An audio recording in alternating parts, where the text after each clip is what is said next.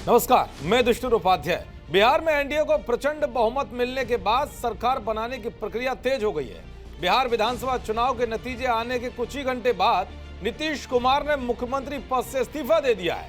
हालांकि नीतीश कुमार के इस्तीफे के बाद राज्यपाल आरिफ मोहम्मद खान ने उनसे नई सरकार के गठन होने तक राज्य का कार्यवाहक मुख्यमंत्री बने रहने का आग्रह किया है। नीतीश कुमार के इस्तीफे के बाद राजनीतिक गलियारों में कई तरह के सवाल हिलोर मार रहे हैं कि क्या इस बार नीतीश कुमार बिहार के मुख्यमंत्री बनेंगे या नहीं। अगर नीतीश कुमार मुख्यमंत्री नहीं बनते तो क्या उनकी ही पार्टी से कोई मुख्यमंत्री बनेगा या फिर बीजेपी से ही कोई नेता सीएम होगा, और वो कौन से चेहरे हैं जो नीतीश कुमार के बाद सीएम फेस को लेकर लगातार चर्चाओं में है। साथ ही वो कौन सी शर्त होगी जिसके बाद बीजेपी का सीएम बनना तय होगा। इन सारे सवालों के जवाब आपको तथ्यों के साथ बताऊंगा। साथ ही बताऊंगा कि पीएम मोदी ने कुछ ही घंटे पहले यह साफ कर दिया है कि इस बार किस पार्टी का या कौन नेता मुख्यमंत्री बनेगा, और आखिर में बताऊंगा कि सीएम के नाम की चर्चाओं के बीच चिराग पासवान के बयान ने कैसे सबको चौंका दिया है। लेकिन सबसे पहले जानते हैं कि नीतीश कुमार ने इस्तीफा देने से पहले क्या क्या किया। दरअसल इस्तीफे से पहले नीतीश कुमार ने सरकार की आखिरी कैबिनेट की बैठक की। बैठक में मंत्रिमंडल को भंग करने का प्रस्ताव पास हुआ। कैबिनेट बैठक खत्म होने के बाद वो राजभवन पहुंचे और अपना इस्तीफा सौंपा। नीतीश कुमार के इस्तीफा देने के साथ ही औपचारिक तौर पर मौजूदा सरकार भंग हो गई। अब सवाल उठ रहे हैं कि राज्य का नया सीएम कौन होगा। दरअसल सीएम को लेकर बीजेपी हाईकमान समेत उसके तमाम नेता इशारों में भले ही कई तरह की बात कर रहे हों, लेकिन आधिकारिक तौर पर अभी तक किसी ने कुछ नहीं कहा है। चुनाव नतीजों में बीजेपी सबसे बड़ी पार्टी बनकर उभरी है।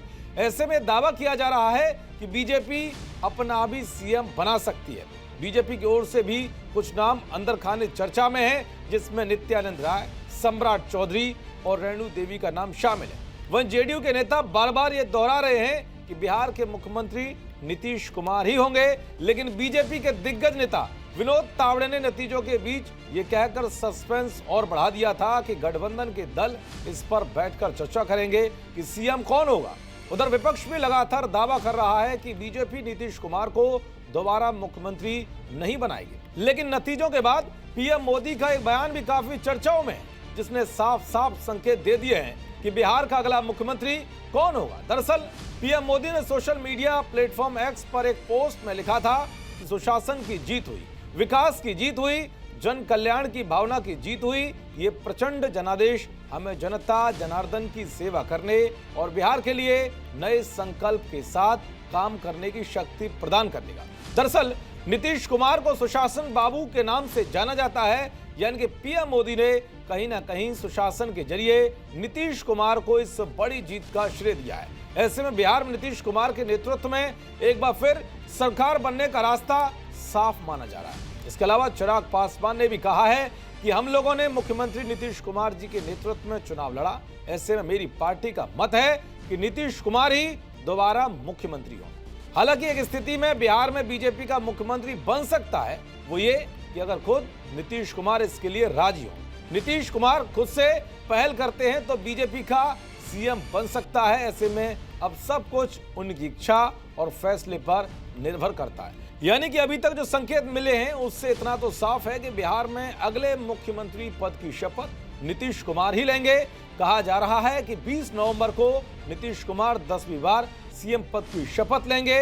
उनके साथ साथ 31 मंत्री भी शपथ ले सकते हैं। शपथ ग्रहण का कार्यक्रम राजधानी पटना के गांधी मैदान में होगा और इस कार्यक्रम में एनडीए शासित राज्यों के मुख्यमंत्री शामिल हो सकते हैं। कहा तो यह भी जा रहा है कि प्रधानमंत्री नरेंद्र मोदी भी शपथ ग्रहण समारोह में शामिल हो सकते हैं। शपथ से पहले कुछ घंटों के भीतर बिहार में क्या क्या बदलाव होता है, ये देखने वाली बात होगी। देखते रहिए जी न्यूज़। नमस्कार।